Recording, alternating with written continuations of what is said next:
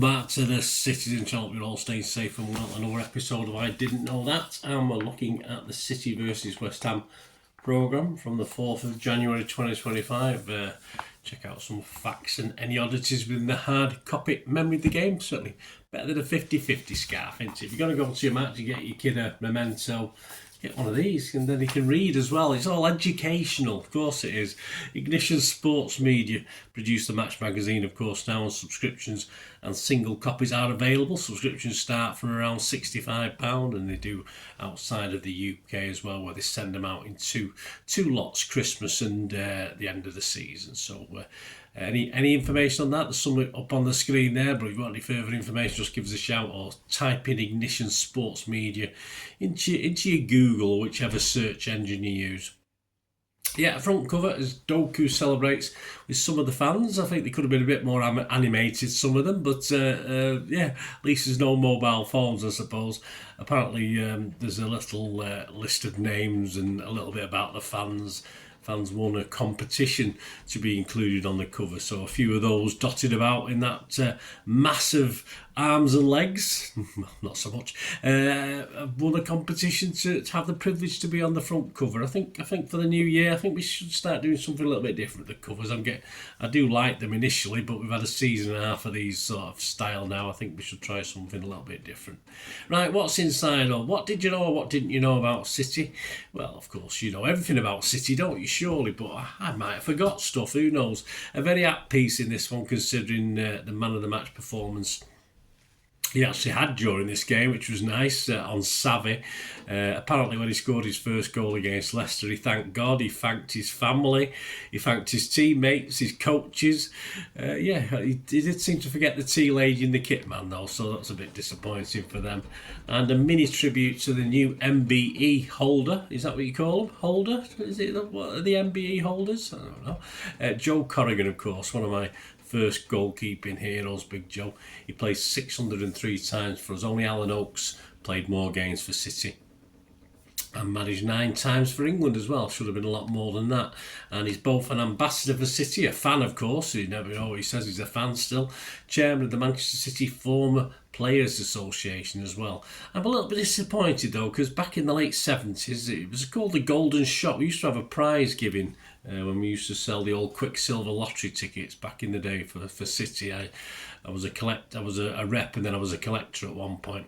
But anyway, he won me a radio cassette player, which was fantastic in the late 70s. You remember that? And I used to use it to record the top 20 on Radio 1 on a Sunday evening, which we all did, and we tried to stop it before the adverts came on, or the DJ spoke over it, stuff like that. So my thanks to him for winning me one of them, and he didn't mention it. He's forgot all about it. I haven't forgot it, Joe. I mean, you know, but you have, obviously.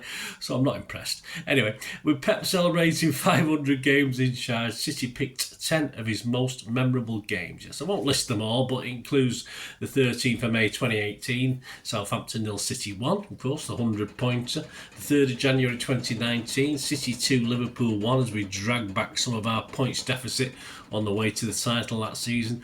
And 4 games that don't really need me to say too much about them, I don't think. 22nd of May 2022, City 3, Villa 2. 17th of May 2023, City 4, Real Madrid 0. 3rd of June 2023, City 2, United 1. Yes, that was at a certain neutral ground. And the 10th of June 2023, City 1, Milan 0.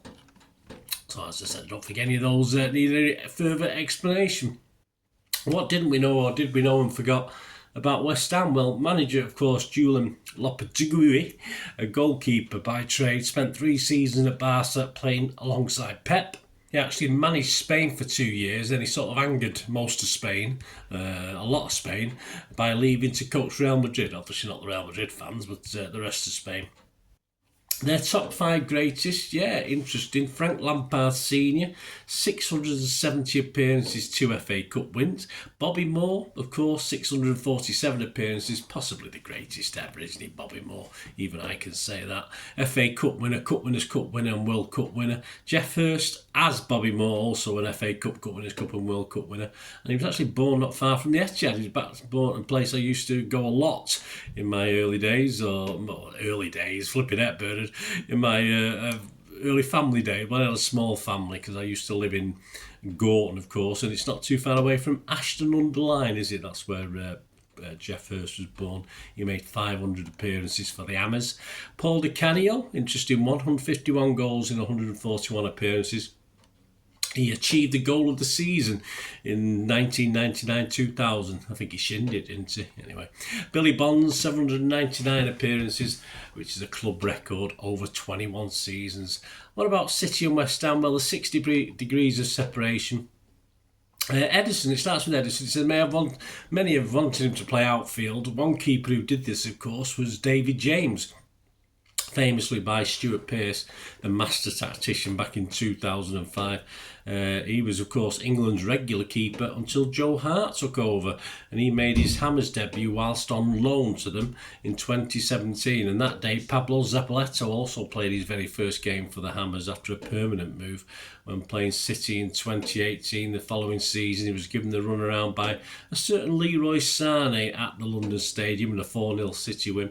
I think he scored 2 goals that day. Sané won his 48th German cap when Niclas fullkrug became the oldest German outfield debutant for 20 years, winning his first cap aged 29 years and 280 days. Yeah, old git. Gary James, one more in time today. Goal takes us back to Upton Park in 2007, the opening game of the 07-08 season. A little bit more on that in a moment. Of course, Sven-Goran Eriksson's first game in charge, or competitive game.